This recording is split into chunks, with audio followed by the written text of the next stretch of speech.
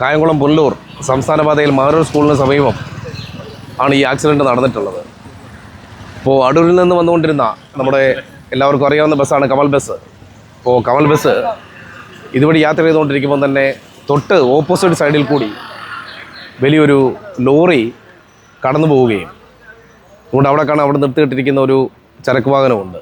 ആ വാഹനം sudden brake ഇടുകയും ചെയ്തു.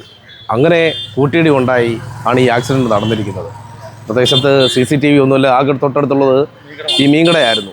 അപ്പോൾ അദ്ദേഹം പറയുന്നത് ആ മീൻകടയുടെ കാറും നിർത്തിയിട്ടിരുന്നു, അതിൻ്റെ ഭാഗമായിട്ട് പെട്ടെന്ന് ഇപ്പോൾ കാണാൻ പറ്റിയില്ല, അതിൻ്റെ ഭാഗമായിട്ട് ചവിട്ടിയതാണ്. ഒരു വണ്ടി പെട്ടെന്ന് പാസ് ചെയ്ത് പോവുകയും ചെയ്തു എന്നാണ് പറഞ്ഞത്. ഇതിൽ 10-30ഓളം യാത്രക്കാരുണ്ടായിരുന്നു. നിലവിൽ ഇവിടുത്തെ പ്രാദേശിക പൊതുപ്രവർത്തകരും ഓട്ടോ ഡ്രൈവേഴ്സ് ഉൾപ്പെടെയുള്ള ആളുകൾ ചേർന്ന് അവരെ പത്തനാറ് EMS ഹോസ്പിറ്റലിൽ എത്തിച്ചിട്ടുണ്ട്.